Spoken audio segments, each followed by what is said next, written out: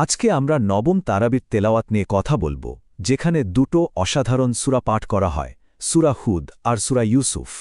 দেখুন, এই সূরাগুলো কিন্তু শুধু কিছু গল্প না, এগুলোর ভেতরে মানবজাতির জন্য এমন কিছু শিক্ষা লুকিয়ে আছে যা চিরন্তন, যা কখনো পুরনো হয় না। তো একটা প্রশ্ন কিন্তু মাথায় আসতেই পারে, তাই না? যে একই রাতে একই নামাজে একদিকে আমরা শুনছি অবাধ্য জাতিদের ধ্বংস হয়ে যাওয়ার ভয়ঙ্কর সব কাহিনী, আবার ঠিক তারপরেই শুনছি একজন নবীর ধৈর্যের এক অবিশ্বাস্য গল্প। কেন এই দুটোকে একসাথে রাখা হলো? আজকের আলোচনাটা কিন্তু ঠিক এই জায়গাটা নিয়েই। এই দুটো সূরার থিম কিন্তু একদম আলাদা। দেখুন, একদিকে সূরা হুদ, যেখানে শুধুই সতর্কবার্তা, আল্লাহর গজব আর বড় বড় জাতিগুলোর ধ্বংসের কথা বলা হয়েছে। আর অন্যদিকে সূরা ইউসুফ, সেখানে একদম অন্য এক জগৎ। সেখানে একজনের ব্যক্তিগত ধৈর্যের কথা, পরিবারের ভেতরের ষড়যন্ত্র আর একটা স্বপ্নের সত্যি হয়ে যাওয়ার এক অসাধারণ গল্প বলা হয়েছে। আচ্ছা, চলুন তাহলে প্রথমে সূরা হুদ দিয়েই শুরু করি। এই সূরাটা পড়লে একটা খুব ইন্টারেস্টিং প্যাটার্ন চোখে পড়ে।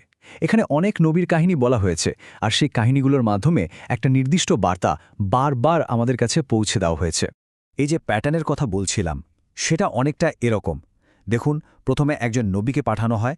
তিনি তার জাতিকে এক আল্লাহর ইবাদত করার জন্য ডাকেন, কিন্তু কি হয়? তার জাতি তাকে মেনে নেয় না, প্রত্যাখ্যান করে, আর সবশেষে তাদের ওপর আল্লাহর তরফ থেকে শাস্তি নেমে আসে। এই যে একটা চক্র, বারবার ঘুরে ফিরে আসা, এই ঘটনাটার মধ্যেই কিন্তু একটা বড় শিক্ষা আছে।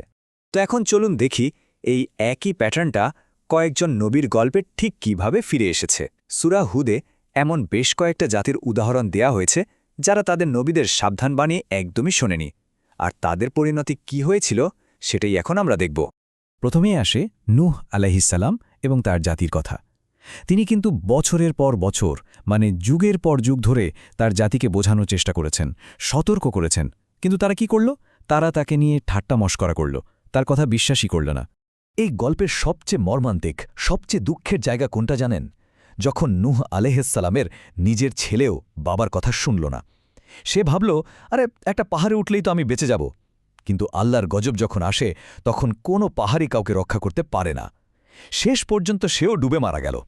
এর পরের কাহিনীটা হল হুদ আলাইহিসসালামের। তাকে পাঠানো হয়েছিল আদ জাতির কাছে। এই জাতিটা ছিল প্রচণ্ড অহংকারী আর শক্তিশালী, আর তারাও একই ভুল করেছিল, তাদের রবের বার্তা অস্বীকার করেছিল। আর তাদের পরিণতিও হয়েছিল ভয়াবহ। কোরআনের এই আয়াতটা পড়লে বোঝা যায় যে তাদের শাস্তিটা কতটা মারাত্মক ছিল। শুধু এই দুনিয়াতেই তাদের ওপর লানত বা অভিশাপ আসেনি, কিয়ামতের দিনেও তাদের জন্য একই পরিণতি অপেক্ষা করছে, মানে দুই জগতেই তারা অভিশপ্ত। এবার আসি সালেহ আলাইহিসসালাম এবং সামুদ জাতির ঘটনায়। সালেহ আলাইহিসসালাম তাদের কাছে আল্লাহর একটা স্পষ্ট নিদর্শন নিয়ে এসেছিলেন, একটা বিশেষ উটনি। কিন্তু তারা এতটাই ঔদ্ধত্য দেখালো যে তারা সেই উটনিটাকেই হত্যা করে ফেলল। তাদের এই ঔদ্ধত্যের পরেই ফাইনাল ওয়ার্নিংটা এলো। তাদের বলা হলো, ঠিক আছে, তোমরা তোমাদের বাড়িতে আর মাত্র 3টা দিন আনন্দ করে নাও। এটা এমন একটা ওয়াদা ছিল যা মিথ্যা হওয়ার কোনো সুযোগই ছিল না। আর ঠিক 3 দিন পর এক প্রচণ্ড শব্দে গোটা জাতিটাকেই ধ্বংস করে দেওয়া হলো। কিন্তু সব গল্পই কিন্তু ধ্বংসের নয়। এই যে এতগুলো কঠোর সতর্ক বার্তা, এতগুলো জাতির ধ্বংসের গল্প শুনলাম, এরপর তারাবির তেলাওয়াতের সুরটা হঠাৎ করেই যেন বদলে যায়। আমরা বড় বড় জাতির গল্প থেকে সরে এসে এবার মনোযোগ দিই মাত্র একজন মানুষের উপর, তার ব্যক্তিগত ঈমানের পরীক্ষার দিকে। আমরা এবার প্রবেশ করছি সূরা ইউসুফে। কোরআন নিজেই এই সূরাকে বলেছে আহসানুল কসাস, মানে সবচেয়ে সুন্দর কাহিনী। আর এখানে ফোকাসটা কোনো জাতির ওপর না, ফোকাসটা হলো একজন নবীর ব্যক্তিগত জীবন, তার ঈমান আর তার ধৈর্যের এক লম্বা সফরের ওপর। একবার ভাবুন ইউসুফ আলাইহিসসালামের জীবনের শুরুর দিকের পরীক্ষাগুলো। প্রথমে তিনি একটা অদ্ভুত সুন্দর স্বপ্ন দেখলেন, তারপর সেই স্বপ্নের কথা শুনে ভাইরা হিংসা করতে শুরু করল, ষড়যন্ত্র করল। এক পর্যায়ে তো তাকে কুয়োর মধ্যেই ফেলে দিল। সেখান থেকে উদ্ধার পেয়ে তিনি মিশরের বাজারে একজন দাস হিসেবে বিক্রি হয়ে গেলেন। মানে একটার পর একটা বিপদ, কিন্তু এই প্রত্যেকটা ঘটনায় ছিল আসলে এক বিশাল ঐশী পরিকল্পনার অংশ। আর এটাই হলো আল্লাহর উপর আস্থা আর ধৈর্যের এক অসাধারণ গল্প।